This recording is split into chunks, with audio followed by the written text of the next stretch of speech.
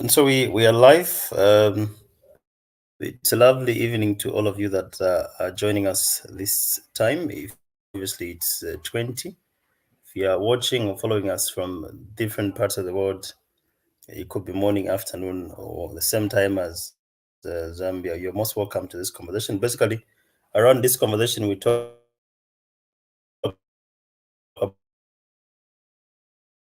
about issues relating to access to information of now, this particular is brought to you by the Ask ATI Initiative under the USAID Open Spaces Zambia project. Now, the USAID Open Zambia Spaces project is funded by USAID and implemented by Internews in partnership with FHI 360. We are live on different platforms now. For example, we are live on the Alliance for Community Action Facebook, YouTube, and Twitter channels. We are live on Michael Zulu Facebook page. We're live on Mukuni Village Facebook page. We're live on Chanda Chongo and many other platforms that you are following us from. Now, you may recall that early this year, around February, on the 6th to be particular, Republican President Hakainde Hichilema made a commitment in terms of wanting to create a roadmap that would eventually provide for the enactment of the access to information law in the country by June. So now we are already in the month of July. 7 days has passed. So far, there is no communication regarding access to information. So this evening, our discussion will center around the part of inclusion or inclusiveness in as far as access to information. And so we want to understand from the points of views of persons with disabilities. This is why I have with me so far a disability rights advocate, and also coming from the Disability Rights Watch. His name is Bruce Choma.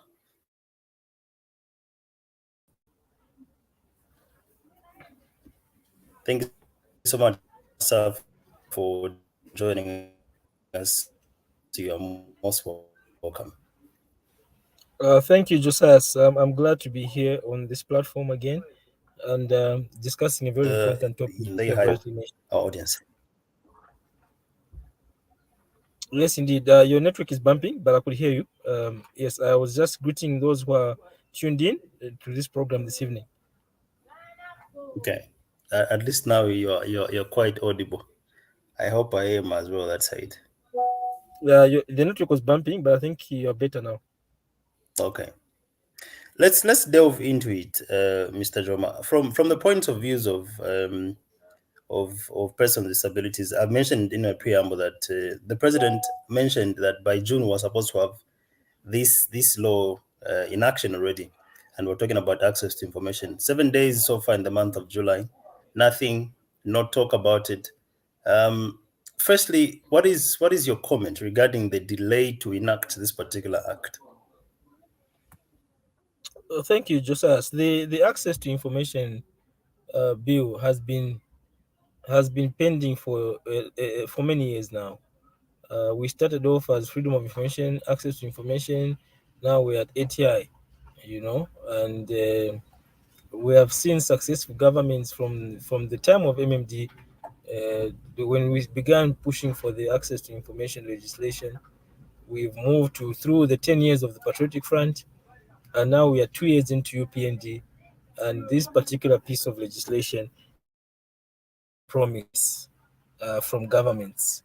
And a number of reasons have always been advanced for the delay in enacting this piece of legislation.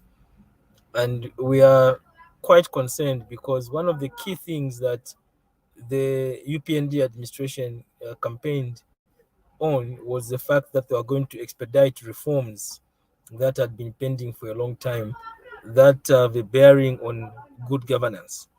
So the access to information law is not just one that concerns journalists, because previously, and for the longest time, maybe even us as civil society, we have not helped very much in educating the governments and the public on the fact that this piece of legislation is actually one meant for every citizen, not just for reporters and journalists.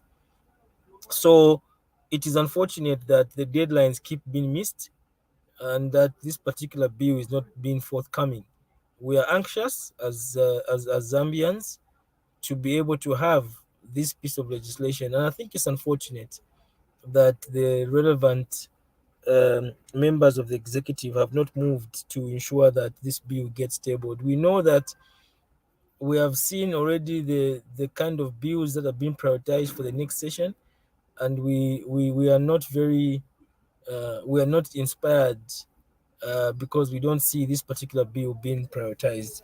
So it's a matter of concern to us as NGOs, because we thought that by now, we would have had this bill through this session. But clearly, when we when Parliament goes on recess, when they come back, we already start looking at the budget for next year. So it's beginning to look as though we may not have the ATI this year once again, which is quite sad. Now, speaking as a citizen, do you think? I mean, there are sentiments among several Zambians that believe that this particular bill is some sort of a ridgeway for politicians to get into office. I mean, you also mentioned that successful governments have come and gone, but this thing remains still as it is. Do you also share similar opinions with regards to that this is just one of the items that politicians are using in order for them to assume office, especially of presidency?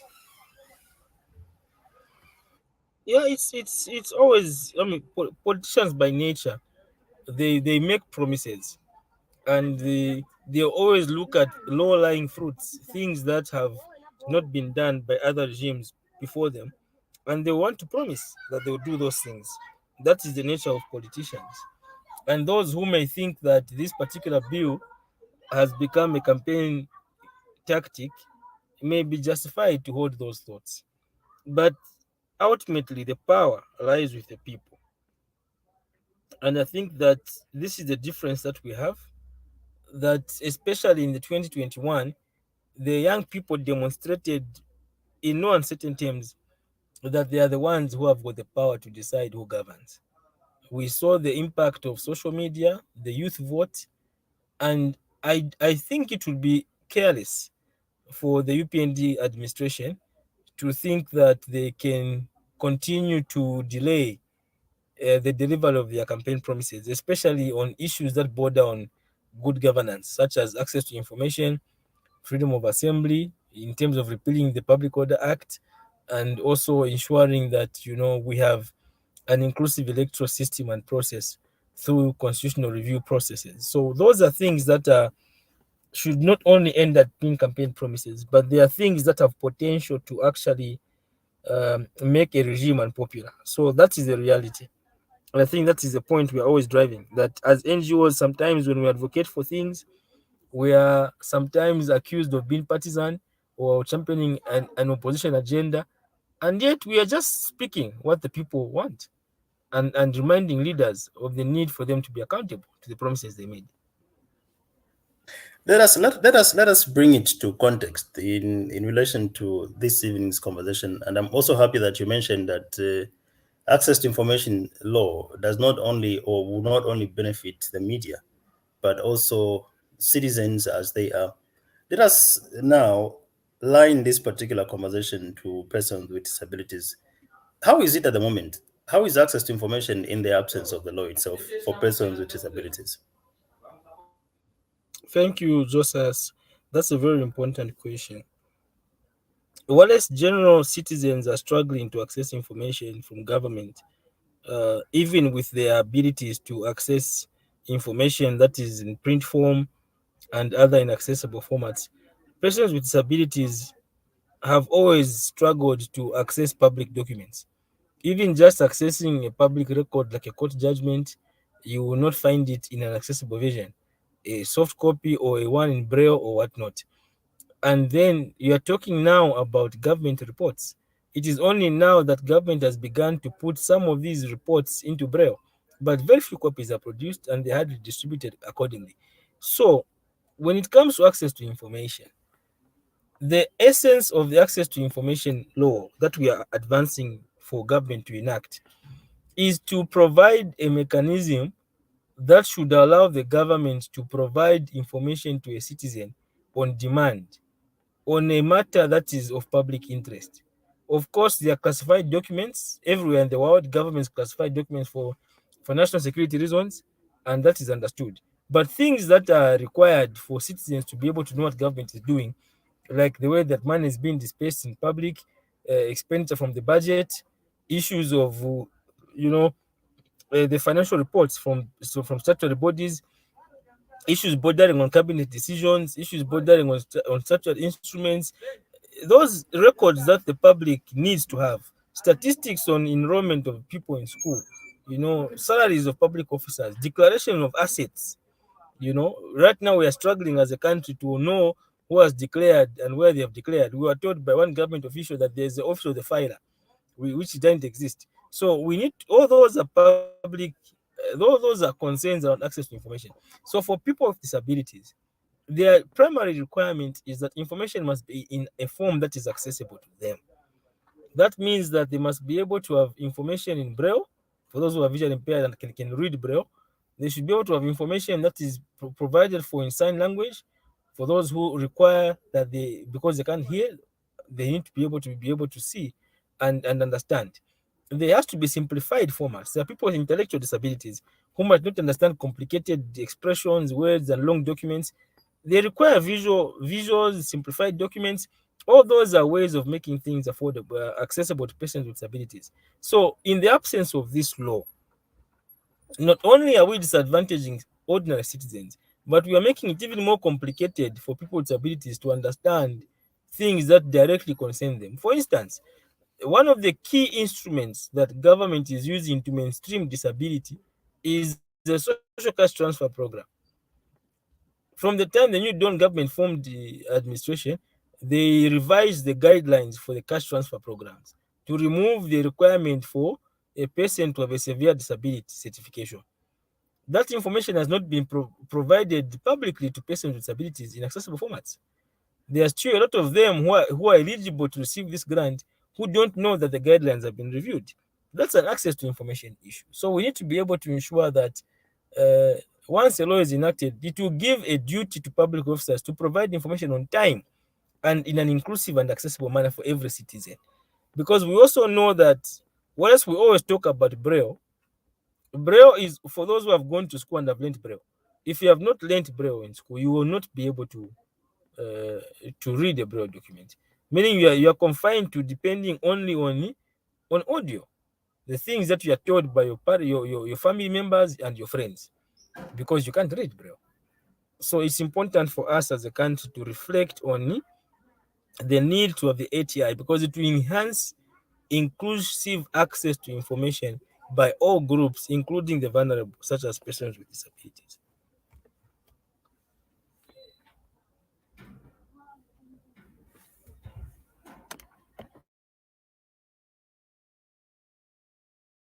All right. Thank you so much, sir, for your elaborate responses. Now, one would also probably argue that there are the moment we understand there is a public library in Lusaka for specifically for persons with disabilities, especially those that have challenges in terms of accessing Braille challenges.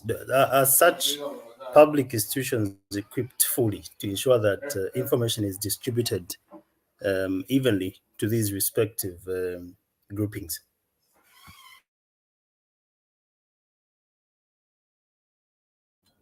Yeah. So the public facilities, like public libraries we're talking about here, are not accessible to people with disabilities. The Disability Act, when you look at the Persons with Disabilities Act 2012, under accessibility, they have mentioned very categorically that library services must be accessible to all categories of people with disabilities.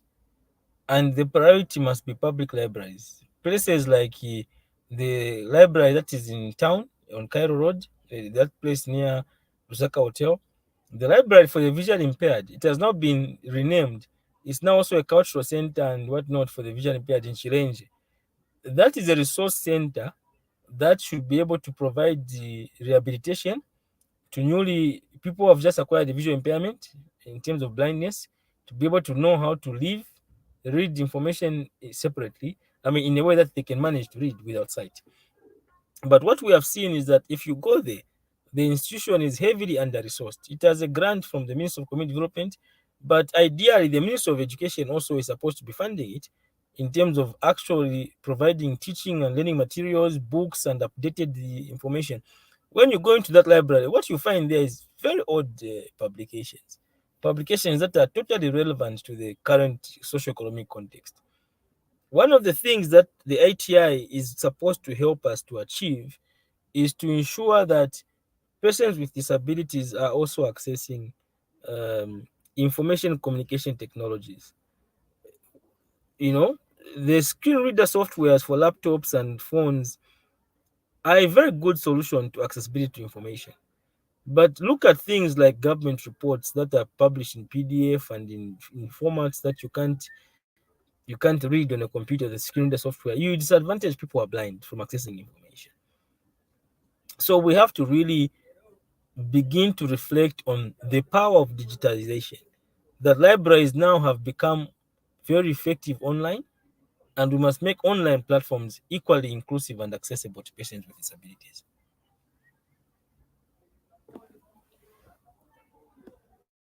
Thank you so much, sir. Now, in terms of some of the inclusion, and I know you've touched here and there.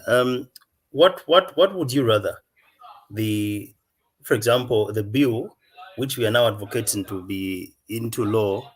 What are some of the specific inclusions do you think this particular act should have in order for it to be inclusive?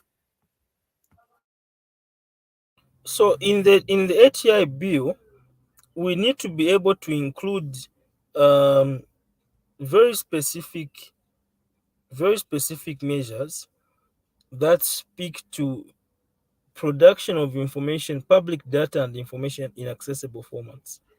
Um, that is very, very cardinal for us to be able to achieve the things that we desire to achieve through this bill. It's also important for us to critically think about the importance of having dedicated disability focal point persons in ministries who are responsible for coordinating data information, publication, and flow of information. Because a lot of times, government will pay printers a lot of money to print the government reports and documents, and issues of simplifying them for people with intellectual disabilities, making braille copies, doing a bit of this and that. They are afterthoughts. They are hardly part of the planning. So if you have a law, the law will compel government to ensure that in all its publications, including its websites, that they must ensure that they are inclusive and they are accessible to persons with disabilities. This is why the law is very important.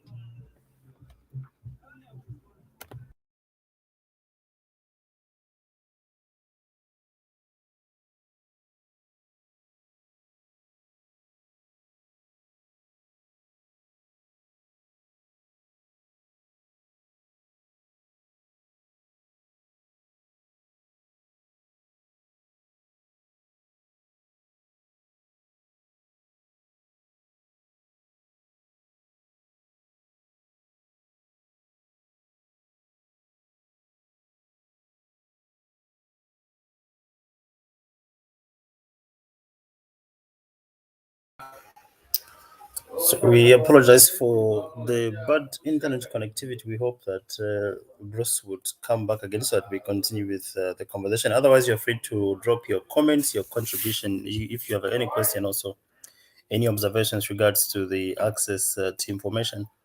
And so, Oment Kabombeka says access to information is the driving force for sustainable development for all human endeavors. So you're also free to drop in your comments, whichever platform you are following us from. You are free to give us what you think with regards to access to information.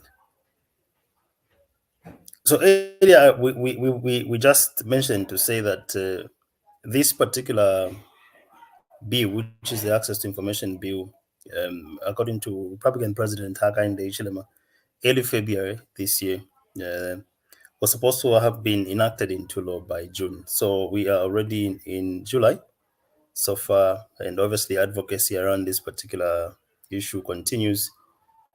This is why we are also having this conversation. And may I also mention once again that this broadcast is brought to you by the Ask ATI Initiative under the USAID Open Spaces Zambia project. The USAID Open Spaces Zambia project is funded by USAID and implemented by Internews in partnership with FHI 360. So this evening, basically, we are looking into the need for inclusivity in the Access to Information Act. So my guest is Bruce Joma. He's a disability rights advocate, and he is coming through from the Disability Rights Watch. It's an organization that deals with these issues more often. And so earlier he mentioned that the access to information, just like we have also been repeatedly talking about, does not only apply to the media. So it applies to all the different sectors, in this country, and also generally um, decentralized to as low as you and I, Zambian citizens. And so Bruce mentioned earlier, in terms of how this particular piece of legislation, if at all is enacted, may bring benefit in as far as accessibility of information to persons with disabilities. And so one of the issues that Bruce highlighted is the need to ensure that production of information is deliberately also highlighted in the act. That is, in order that persons with disabilities also benefit. Because at the moment, he cited, for example, the Constituency Development Fund CDF policy, which is one of the policies that are being implemented at the moment, where these advocates have noted a lack of information in terms of persons with disabilities. I'll give an example. For example, in Livingston Central constituency, in last year, about 967 individuals that applied under cooperatives, but only 67 cooperatives were successful. So out of the 67, what we understand is that only one cooperative belonged to the persons with disabilities. Then this year, there are two persons with disabilities cooperatives that have been given empowerment fund. But then there is an observation that possibly what is making these the low utilization of the Constituency Development Fund from the angle of persons with disabilities because of lack of access to information. And remember, what we always have been talking about on this particular episode is that access to information, there are a lot of factors that really determine information. So one, we have talked about that information should be quality, information should be timely. So let's say you are told that, for example, if the CDF committee advertises that there will be, they call for applications, for example, for submissions rather, to say by the 10th of July, people should have submitted their proposals to the respective councils. But then that information reaches, let's say, people on the 9th.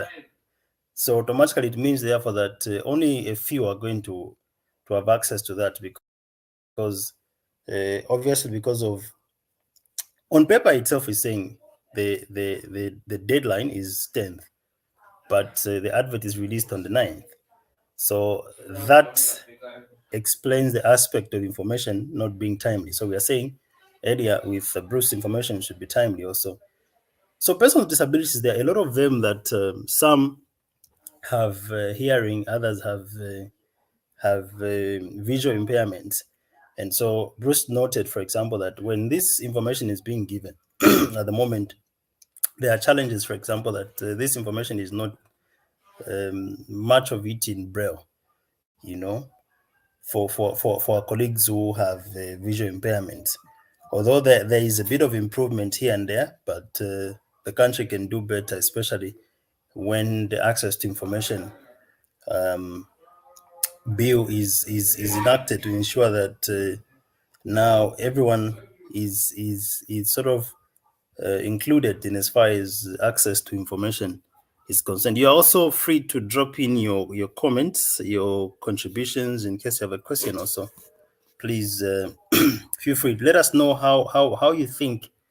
What are some of the issues that you have observed in your communities that border on access to information? How best do you think that such issues can be avoided? And also, you can tell us how soon you think this particular bill should be enacted into.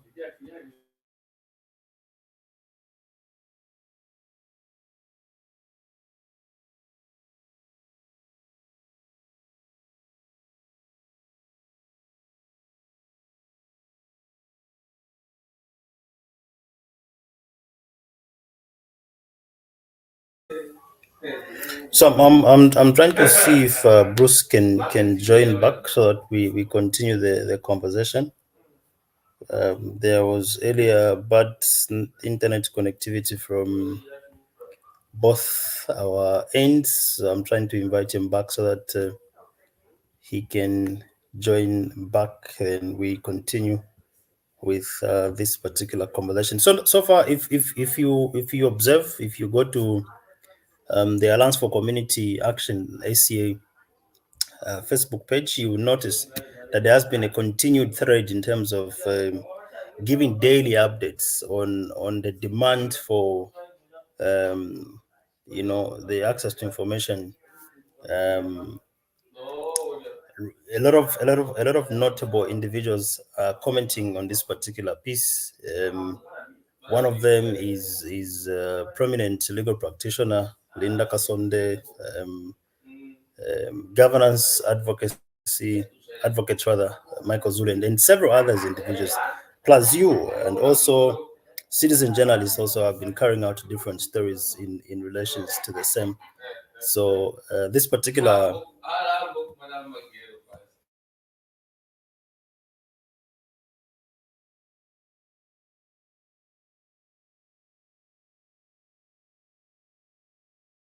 Okay, so once again, you're free to drop in your comment, your contribution with regards to this evening's conversation.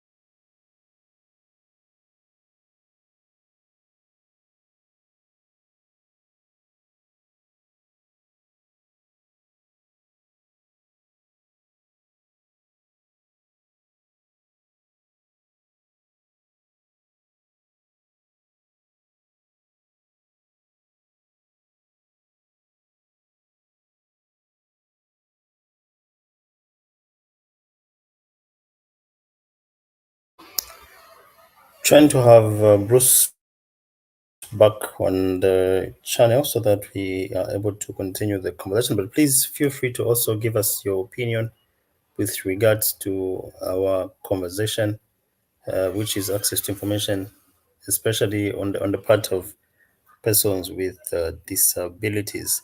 We were also supposed to be joined by Pascal Mulenga, who is president of the Zambia Union for All Persons with Disabilities, but it seems he is unable to join us. But we hope that he will join us. But so far, we are half the show. But we just hope that he's able to join us so that we can also hear from from the union in terms of their submission in as far as this topic of discussion is concerned. But then just a recap of what we talked about earlier with Bruce in a nutshell is that the access to information um,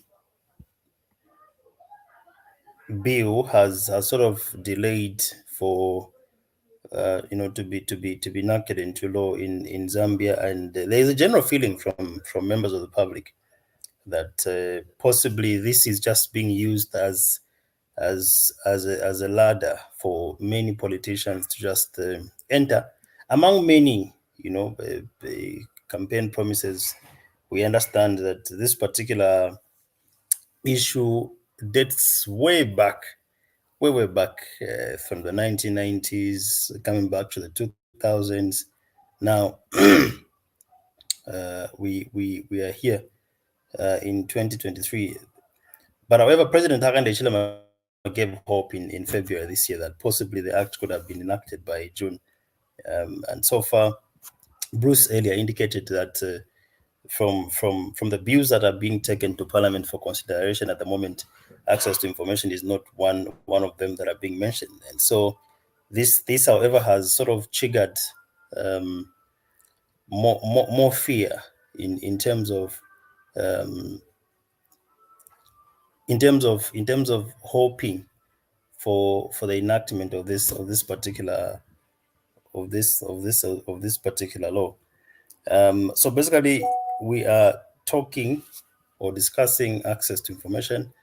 We are getting the aspect of the inclusiveness. So you're free to drop your contributions, your comment with regards to the same.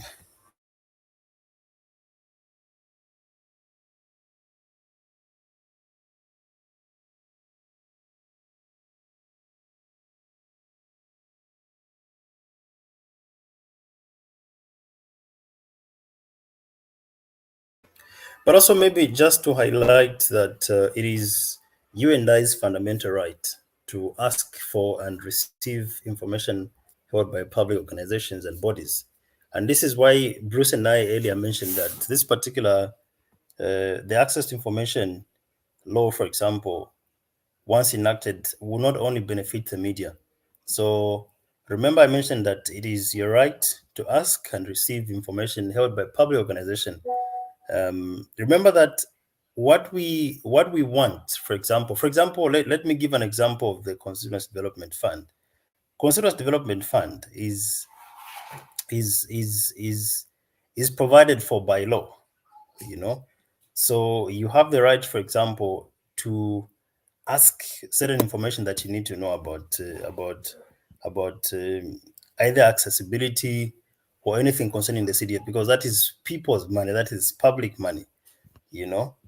So it is very critical to ensure that information held by public, and in some cases private institutions, is available and accessible to citizens. So Bruce earlier shared that for people that are able. Um, Persons with disabilities are not privy to have this information because of one. Remember some of the factors I mentioned for information to sort of be there. The information must be timely. Information must be quality, and also the packaging of that information is very important. So information packaging, the medium. A week ago, I had a chat with the Zambia Agents for Persons with Disabilities, here in Livingston. So they observed that when the Constituency Development Fund, at the moment, they're using much of digital platforms to sort of communicate to people in terms of utilization and accessibility of the CDF. But the question is, how much or how many of the persons with disabilities are there on these digital platforms? But and then worse too, when they go in communities, they do not have, for example, sign language interpreters for our friends with hearing impairments, for example. So these are some of the issues really that then makes these people who are advocating for the rights of persons with disabilities to say, once the Access to Information Bill is enacted into law, considerations such as ensuring that at least in all or most of these public institutions should have at least 10 language interpreters to ensure that every person um, that is a citizen of that particular area. For example, in respective councils, so that every person is able to access information. It could be about CDF, and I'm repeating CDF because it's one of the components. For example, in the rural areas that I've noticed that CDF utilization is a problem, not because people don't want to, but information is limited, and also that the people with the information communication is a tool. You send, you receive. So it means therefore that between these two people, there should be one that has a factual or facts around a particular. Because, for example, what we've observed with CDF is that in certain cases where people have applied to utilize these very monies, they are not given the full application procedure. So why? They'll say no. In the case of rural areas, they'll tell you that we sort of we the committees apparently some of them may not have full information regarding the same. So the access to information is not only beneficial to the media, but also additionally, may I say that the right to seek, access, and receive information is guaranteed by Article 19 of the Universal Declaration of Human Rights, and also Article 9 of the African Charter on Human and People's Rights, and Article 4 of the Declaration of Principles on Freedom of Expression in Africa. So it also recognized is many of the constitutions of Southern African countries, So this then gives us an idea and also surety that this is not only for the media houses, as many people have always linked information. So you see that you and I can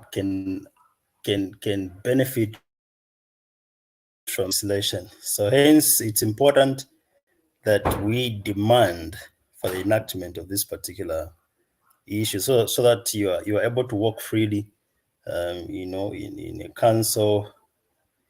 But then also, however, what is that we know that every right has got responsibility. So much as you would want to work in a particular office for you to demand information, you need to have a sense of responsibility,